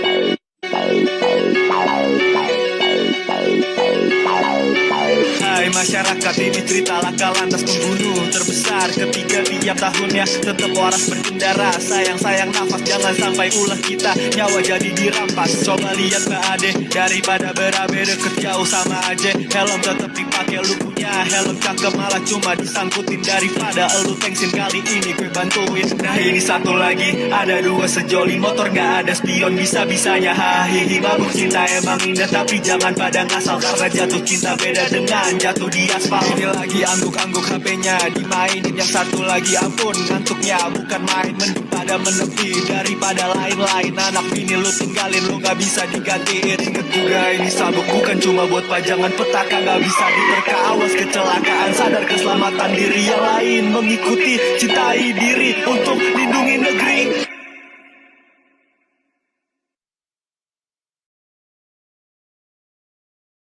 Wah, keren videonya. Yang kedua malah Saya tadi nggak sadar ngangguk-ngangguk nih Pak. Oke, baik. Terima kasih Mbak Cindy ya yang tadi sudah memutarkan. Pak Dodi, ini ada beberapa pertanyaan ya, baik yang ditulis di kolom chat maupun yang di YouTube Pak. Mungkin saya bacakan saja. Ini panjang-panjang sebetulnya pertanyaan-pertanyaannya. Atau nanti kalau ada kesempatan saya berikan mahasiswa yang ingin bertanya secara langsung. Yang pertama, saya ingin bacakan pertanyaan yang di YouTube, Pak. Ini kebetulan tadi pas Pak Dodi menjelaskan, ini yang pertama dari Muhammad Fauzan Rahmadi di S1 Aktuaria. Pertanyaannya, bagaimana caranya dalam mengidentifikasi moral hazard Pak, pada kasus-kasus klaim asuransi? Nah itu pertanyaannya. Mau satu persatu atau ditambung dulu Pak? Langsung aja Pak. Oh iya, silakan. Ya, takutnya nanti lupa kan. Ya, makasih Mas Fauzan. Ya, ini moral hazard ini sebenarnya sesuatu yang dari dalam jiwa gitu ya. Ya, jadi kalau umpamanya gimana cara mengidentifikasinya, sebenarnya teman-teman di asuransi itu sudah memahami ya. Contohnya umpamanya. Kalau biasanya nih kendaraan umpamanya kecelakaan nih di sisi kanan. Ternyata teman-teman semuanya, kok di pojok kiri itu kok ada yang beset juga. Nanti biasanya teman-teman itu akan teman-teman asuransi, teman-teman di underwriting itu akan lihat.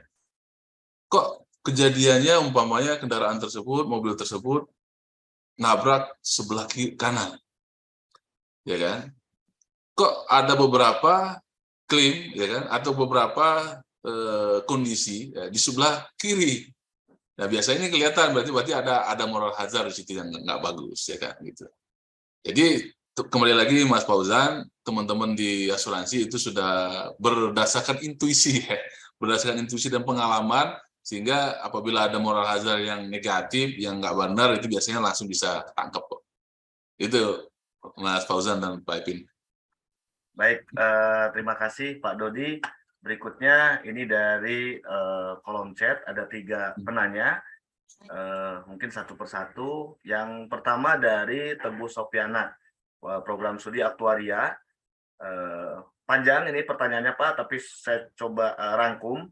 Yang intinya adalah yang pertama, kesadaran masyarakat Indonesia terhadap asuransi masih cenderung rendah, gitu ya. Nah kemudian banyak juga masyarakat Indonesia menganggap bahwa prinsip asuransi konvensional itu dianggap kurang sesuai dengan prinsip ekonomi Islam misalnya. Nah, karena mungkin adanya akumulasi premi yang hangus dan riba. Nah, apakah pandangan masyarakat Muslim Indonesia terhadap asuransi ini memiliki pengaruh ya, atau memengaruhi tingkat kesadaran asuransi yang rendah di Indonesia? Nah, itu pertanyaan yang pertama dari Teguh, Pak. Teguh mengajukan 2 pertanyaan. Kemudian ada asuransi wajib ya, dilihat dari sifatnya yang cenderung memaksa dan yang diselenggarakan oleh pemerintah ya, seperti contohnya asuransi jasara harja. Nah pertanyaannya, bagaimana jasara harja dapat menyesuaikan produk-produk jaminan asuransinya agar sesuai dengan prinsip ekonomi Islam, agar masyarakat tidak lagi khawatir untuk mendaftarkan dirinya ke asuransi jasara harja. Mangga Pak. Makasih, ini luar biasa. Mas siapa tadi, Pak Evin? Mas Teguh, Pak. Mas Teguh, wah ini luar biasa, Mas Teguh. Betul Mas Teguh, sekarang kan pergeseran masyarakat ya mengenai prinsip-prinsip asuransi. Ya, sehingga perusahaan asuransi pun memodifikasi, ya, membuat produk-produk yang ada syariahnya. Jadi memang betul-betul teman-teman masyarakat, ya, masyarakat secara umum itu diberikan pilihan. Ya, apabila kita masih ragu ya dengan prinsip-prinsip asuransi umum, kita ada pilihan namanya asuransi dengan prinsip-prinsip syariah. Ada di situ mudharabah dan lain-lain, kan itu prinsip syariah juga. Emang metode penghitungannya emang hampir sama, tapi akadnya ini syariah, ya kan? Penggantiannya tadi dengan mudharabah dan lain-lain, ya, prinsipnya. Sehingga masyarakat pun ya akan terhindar dari tadi dengan ya kekhawatiran kita bersama ya. Mohon maaf nih, mungkin teman-teman Muslim ya, masyarakat yang berpegang teguh terhadap syariah. ya emang ada kegalauan gitu ya, bahwa ini haram, ya, riba dan lain-lain. Tapi kembali lagi, perusahaan asuransi sekarang udah memodifikasi ya dengan prinsip-prinsip syariah. Boleh nanti teman-teman untuk melihat ya produk-produk yang sesuai ya dengan prinsip-prinsip yang kita minati. Ya. Jadi kembali lagi terima kasih Mas Teguh. Ini jadi masukan kita juga untuk penanganan ya apa namanya prinsip-prinsip untuk menyesuaikan dengan prinsip-prinsip syariah yang ada. Nah, jasa harja tadi pertanyaan kedua. Sebenarnya gini, kita pun ada forumnya juga ya. Maksud saya gini, kita pun pernah bertanya-tanya jasa harja ini sebenarnya asuransi atau apa sih? Ya kan, asuransi wajib ini seperti apa? Kalau prinsip dari jasa harja sendiri, Pak Mas Teguh, kita ini sebenarnya agak banci ya. Dikatakan asuransi, tapi kita tidak berpegangan terhadap prinsip-prinsip asuransi yang saya sebutkan tadi ya. Tapi prinsip penggantiannya iya. Tapi masalah kalau umpamanya asuransi tadi ya, ada perikatan antara dua pihak dan ya preminya pun sudah ada ketentuannya, ada persentasenya. Biasanya manfaat yang kita terima ini menggambarkan terhadap premi yang kita bayarkan. Tapi kalau di jasa harja, Mas Teguh, ini sumbangan. Oke ya, sumbangan wajib kecelakaan. Makanya kita tidak manfaat yang saya dapat bukan untuk saya bayarkan bukan untuk saya, tapi untuk orang lain, ya kan? Subsidi silang. Jadi kembali lagi bahwa jasa harja preminya pun tidak melihat, tidak tergantung dengan manfaat yang kita terima, terhadap manfaat yang kita dapatkan. Tidak ada korelasinya. Umpamanya tadi 50 juta ya, dengan premi 60 perak itu dari mana hitung-hitungannya? Kalau berdasarkan prinsip asuransi. Ya, tapi kalau jasa harja Mas Teguh, mudah-mudahan ini udah sesuai dengan syariah. Karena tadi sumbangan dan di sisi lain kita santunannya pun membantu ya, memberikan santunan ya, bukan manfaat. Kalau asuransi biasanya akadnya teman-teman, oke ya, ente bayar sama saya preminya umpamanya mobil saya harganya 500 juta nih. Berarti saya harus bayar umpamanya 10 juta, ya kan? Berarti apa? Manfaat yang kita dapatkan, ya kan? Itu menggambarkan ya terhadap premi yang kita bayarkan. Biasanya itu udah hitung-hitungannya. Tapi kalau kembali lagi kalau jasa harja, karena ini adalah sumbangan, ya kan? Ya manfaatnya bukan untuk saya, tetapi untuk orang yang di luar sana. Mudah-mudahan untuk jasa harja, tapi kembali lagi terima kasih atas masukannya Mas Teguh.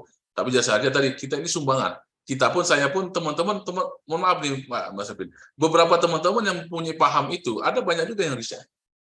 Tapi kembali lagi kita panggil ustadz-ustadz yang ahli syariah, ya kan, kita lihat seperti apa pandangannya. Tadi yang saya sampaikan ya. Mudah-mudahan nanti ini tidak termasuk dalam kategori riba dan lain-lain. Tapi terima kasih, bagus pertanyaannya Mas Teguh. Itu Mas Pak Ipin. Baik, terima kasih Pak Dodi. Ini ada dua pertanyaan lagi, dan ini semakin ke sini pertanyaannya semakin kritis nih Pak. ETB gitu loh ya, Ini ada pertanyaan dari Raffi Devianti ya, dari Farmasi Klinik dan Komunitas. Pertanyaannya, melihat hasil survei di lingkungan tempat tinggal ya, di lingkungan rumah saya, banyak yang kurang minat mendaftarkan diri untuk memiliki asuransi. Karena banyaknya korban dari asuransi-asuransi yang uangnya tidak dipergunakan untuk apa, atau bahkan fasilitas yang didapat ini tidak sesuai dengan biaya yang dikurangkan. Nah, pertanyaannya, bagaimana cara untuk meningkatkan kepercayaan masyarakat terhadap asuransi di tengah rasa atau trust yang sudah mulai menghilang, Pak Dodi? Ya, makasih Mas Ben. Betul ya, kita nggak mungkiri juga emang beberapa kasus ya sekarang ini lagi hits mengenai asuransi. Kembali lagi kita sebagai masyarakat ya emang harus jeli ya, harus pintar memilih ya asuransi mana yang kira-kira yang betul-betul ini bisa dipercaya ya. Ya kan trust ini kan penting ini ya. Karena apa? Beberapa biasanya harapannya terlalu muluk-muluk, biasanya banyak bohongnya. Mendingan yang biasa-biasa saja, biasanya banyak nih Pak Epin. Biasanya contohnya, oke ya, ente umpamanya masukin deh ke kita dengan preminya umpamanya kecil tapi manfaatnya besar. Itu biasanya nggak tahan lama. Tapi teman-teman analisa-analisa itu yang perlu ada ya. Oh kalau dia manfaatnya ya biasa normal ya, nggak terlalu muluk-muluk ya. Itu biasanya benar. Ya. Tapi kembali lagi tadi masyarakat harus jeli memilih ya, melihat historinya seperti apa. Yang kedua siapa di belakangnya, pemerintah atau swasta. Nah, jadi emang kembali lagi, emang trust ini ya tadi kembali lagi ya kita belum aware terhadap risiko ya. Karena tadi kita ditakuti dengan kejadian-kejadian di luar itu ya tadi kita sudah menanamkan X rupiah, ternyata sudah mendekati jatuh tempo perusahaannya tuan prestasi. Ya tadi kembali lagi saya ini teman-teman ya tadi edukasi penting ya. Tadi memilih asuransi apa yang bagus ya kan, lihat historicalnya seperti apa, jangan sampai nanti oh ternyata ini nggak benar. Yang ketiga siapa di belakangnya, pemerintah atau swasta, swastanya seperti apa ya kan. Kalau umpamanya oh ini grupnya umpamanya perusahaan besar yang ada di Indonesia ya mungkin bagus ya, tapi menjamin dia di depan beberapa tahun ke depan dia akan eksis juga enggak ini juga. Tapi kembali lagi tadi ya, kita harus memilih perusahaan asuransi. Jangan sampai kita terjebak dengan harapan-harapan palsu. Mungkin itu, Mas Kepi. Baik, terima kasih Pak. Ini ada yang raise hand nih, agar bisa berinteraksi secara langsung. Alzena Virus, silakan Alzena. Terima kasih Pak kesempatannya. Terima kasih juga kepada Bapak Dodi yang sudah menjelaskan tadi tentang jasara harja dan resiko-resiko. Nah, di prosedur dari jasara harja itu sendiri, yang pertama kan pelaporan kepada pihak yang berwajib.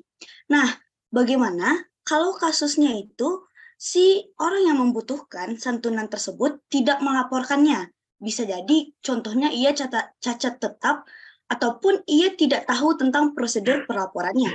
Apakah dari pihak jasara harja ada program seperti penyisiran langsung atau misalnya reaching out ke penduduk-penduduk yang dirasa memerlukannya gitu? Karena kan dari tadi kayak dilaporkan dulu baru bekerja. Apakah ada kayak inisiatif dari jasara harja yang mencari orang-orang yang membutuhkannya gitu?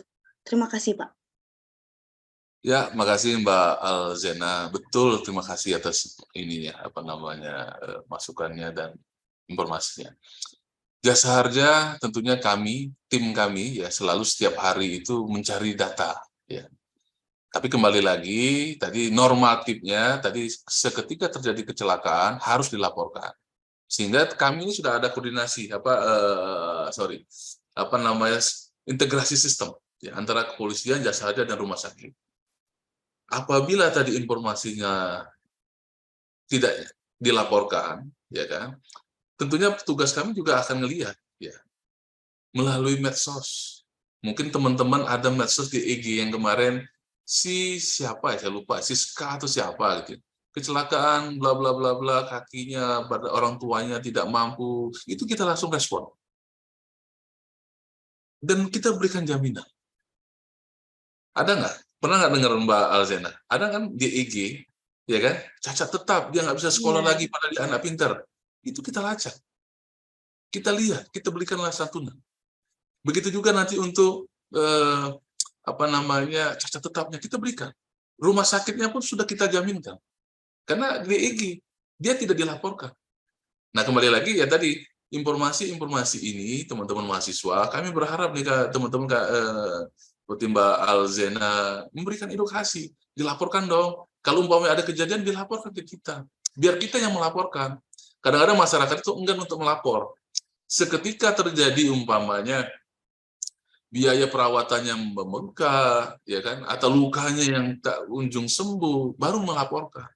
Nah ini kadang-kadang di kitanya, nah ini Mbak Alzena, di kitanya ini ada KPI.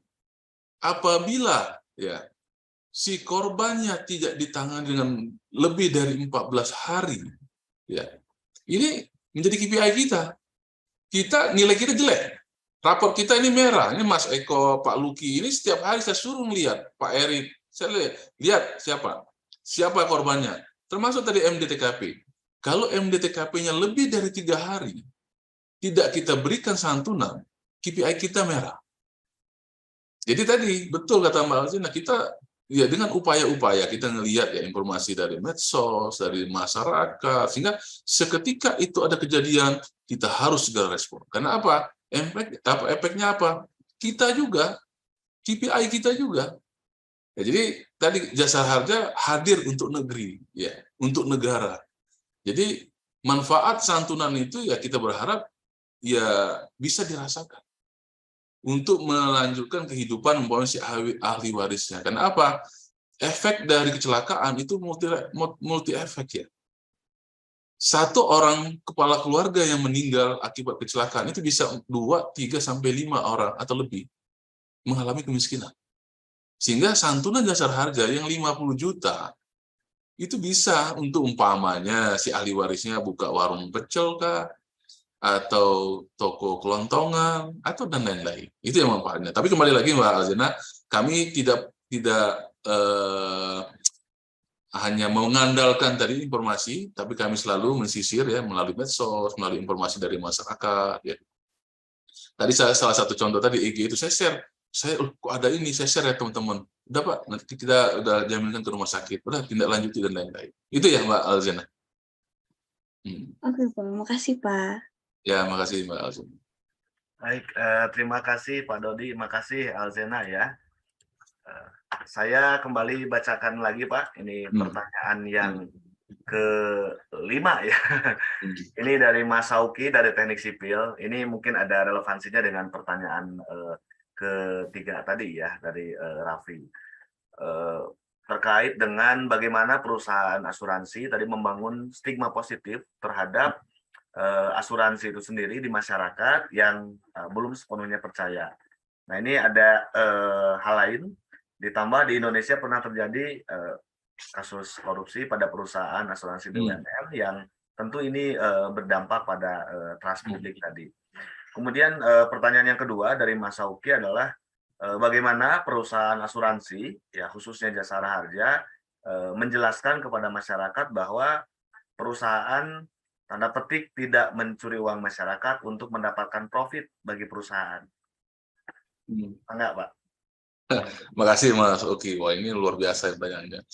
Ya betul ya, beberapa kejadian tentunya ini tadi kembali lagi ya moral hazard kepengurusan ya ada jajaran dan lain-lain ya. Emang kembali lagi teman-teman, tadi kita harus jeli ya ngelihat perusahaan asuransi. Di belakangnya pun ada pemerintah, itu bisa juga ya tadi ya, ada juga yang berbuat yang negatif ya. Tapi kembali lagi saya berharap teman-teman masyarakat ya menjadi pembelajaran ya. Kita harus melihat perusahaan-perusahaan mana yang kualifikasinya yang bagus ya dan bisa dipercaya. Ya. Yang kedua tadi masalah Jasara Harja. Ya kita tadi ya, kita ada namanya GCG ya. Nah, GCG ini tentunya ini sesuatu yang harus kita lihat ya, kita jalankan. Ya ini tadi akan memotong atau melihat atau mendeteksi ya apabila ada tidak kecurangan di situ. Ada namanya kita di Jasara Harja ada namanya yang anti suap itu saya lupa Mbak Lian kita OPG Pak, unit pengendalian gratifikasi. Nah itu pun kita buka ya. Apabila ada masyarakat yang merasa ya kan memberikan uang ke Jasara Harja, bisa melaporkan ke kita. Atau tadi teman-teman semua saya sampaikan, apabila ada diketemukan di lapangan, ada petugas Jasara Harja yang meminta uang dengan dalih pengurusan dan lain-lain. Hari ini saya proses mungkin 2-3 minggu ke depan dia dipecat. Nah, ini menjadikan culture kita, ya. Karena apa? Untuk integritas. Itu satu. Yang kedua mengenai pendapatan. Pendapatan Jasa Harja ini kita melalui mekanismenya udah digital semua. Di Samsat, petugas kita di Samsat itu nggak menerima uang cash lagi, Mas Oki. Jadi uang dibayarkan oleh masyarakat, itu ditangani langsung oleh namanya bendaharawan, itu langsung BPD, BJB. BJB setiap hari, di sore harinya setelah closing, itu langsung rekeningnya masuk ke akun kita, ya kan? Sehingga itu bisa dilihat oleh kantor pusat, real time, kita punya dashboardnya, berapa pendapatan di Samsat umpamanya Timur, berapa Samsat Tengah, berapa pendapatan di Cirebon, itu kelihatan sama saya. Berapa aktivitasnya, berapa penurunan, saya kelihatan. Tentunya apa? Kita di kontrol, ya kan? Kita harus melihat ada nggak di situ penyimpangan dan lain-lain. Begitu juga tadi GCG itu penting, SOP-nya jelas. Jadi ini bisa, ini tidak, ini nggak boleh, jadi jelas. Jadi nggak, mudah-mudahan dengan GCG yang selalu kita pegang, mudah-mudahan tadi terlepas dari tindak pidana kecurangan. Gitu Mas Oki. Baik, terima kasih Pak Dodi. Ini mungkin ada pertanyaan terakhir Pak.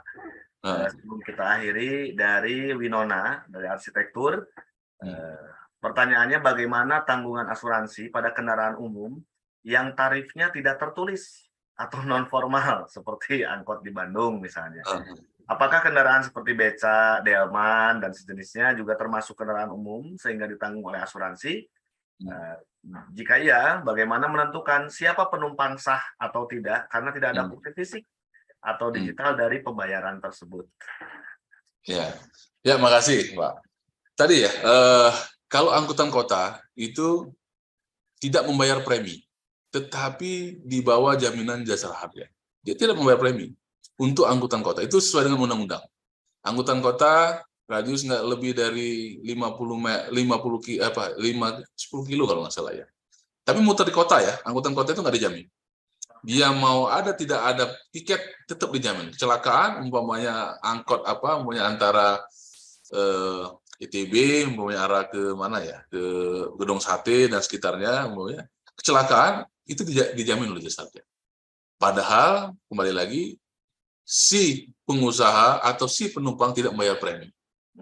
Nah, inilah fungsi dari jasa harja sebagai asuransi sosial. Ya. Yang kedua, kalau umpamanya bus yang resmi, ya resmi kan ada izinnya dari Dinas Perhubungan. Ya. Kalau awamnya teman-teman semuanya, angkutan umum yang resmi itu pasti platnya kuning. Ya, kalau dia platnya hitam, biasanya itu nggak resmi, kecuali pariwisata. Ya. Tapi kembali lagi teman-teman semuanya, apabila dia ya perusahaan ya autobus ya platnya kuning atau tidak kuning dari pariwisata, ada dan tidak ada tulisan, itu sudah ini berdasarkan data di kita, dia sudah melakukan MOU dengan kita. Sehingga namanya kalau di jasa harja itu tadi tidak berdasarkan manifest, tetapi berdasarkan borongan. Umpamanya, contohnya tadi umpamanya PO maju umpamanya. Kita tidak melihat berapa orang sih penumpangnya, tapi kita ada formulasi hitung-hitungannya. Seat kali rate kali tarif gitu ya. Load faktornya berapa persen.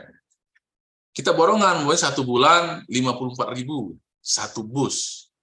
Jadi nggak perlu umpamanya kayak tadi ada juga yang menuangkan di tiket, ada juga yang tidak. Tapi kembali lagi tadi kategorinya adalah penumpang angkutan umum yang sah. Ya. Kategorinya ciri-cirinya tadi yang saya sampaikan.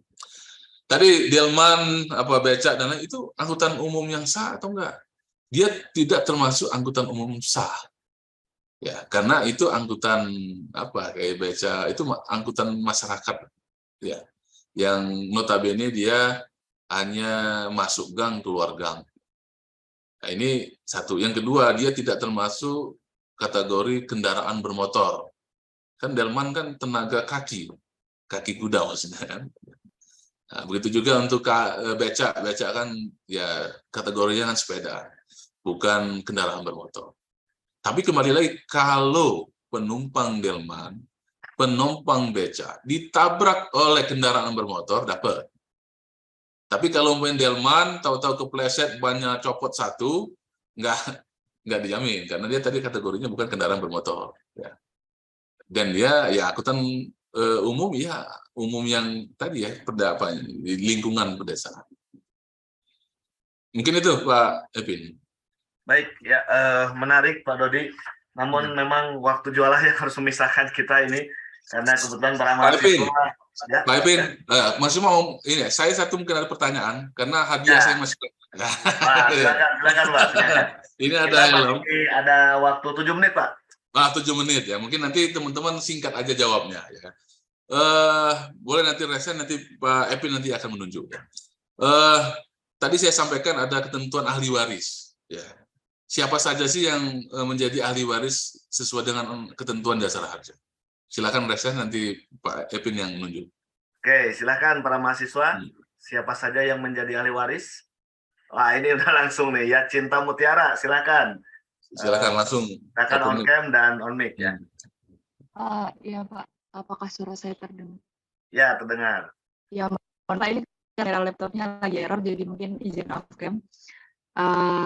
Kalau tadi ya dari yang saya dengar sih, tadi kalau punya suami atau istri berarti suami atau istrinya gitu.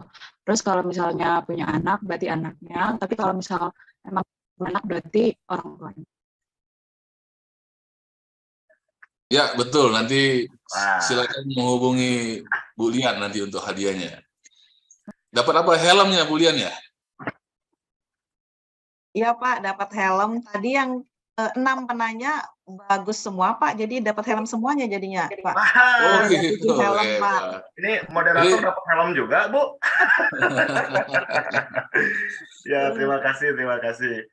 Masih ada pertanyaannya Pak Dodi? Satu lagi, karena 7 menit kan tadi ya. Ya, kayaknya ini. Berapa jumlah santunan ya untuk meninggal dunia, luka-luka dan cacat tetap yang diberikan oleh Jasara? Muhammad Ali, silakan. Muhammad Alif Zahrandika ya. Ya, masuk Pak. Ya. Oh, oke. Ya, mohon maaf sebelumnya nggak bisa on cam Pak karena sinyalnya terkendala di sini. Ya, jadi saya Alif 1211936.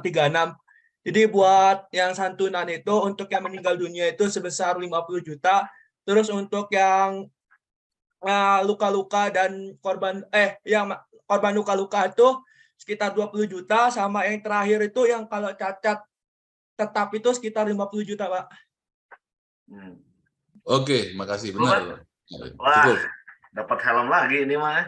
Ya, selamat Alif. Terima kasih. Nah, ini pertanyaan terakhir nih Pak Epin, kan waktunya tinggal 2 menit lagi. Ya silakan, kan? Pak. Tadi kan yang saya sampaikan bahwa Jasa Harja itu menjalankan 2 undang-undang, 33 dan 34. Apa sih undang-undang 33 dan 34? Wah, oke. Wah, langsung ini. Muhammad siapa? Ridho ya. Ridho, silakan. Muhammad Ridho. Oke Pak, izin menjawab. Sebelumnya mohon maaf Pak, kamera saya tidak bisa dihidupkan karena ada kendala jaringan. Izin menjawab Pak, berdasarkan Undang-Undang Nomor 33 Tahun 1964 itu terkait dana pertanggungan wajib kecelakaan penumpang, dan Undang-Undang Nomor 34 Tahun 1964 itu terkait tentang sumbangan wajib dana kecelakaan lalu lintas jalan. Oke, makasih, benar Mas. Wah, benar semua ini. Ya, Muhammad Ridho. Tapi betul-betul ini Pak Epin, betul-betul memperhatikan apa yang saya sampaikan. Oke, terima kasih Pak Epin. Ya, terima kasih teman-teman Pak, semuanya. Ya. Pak Dodi. Ini Bu Liana juga sudah share ya. Silakan teman-teman catat nih 6 penanya dan juga 3 penjawab ya, bisa menghubungi nomor Ibu Lian.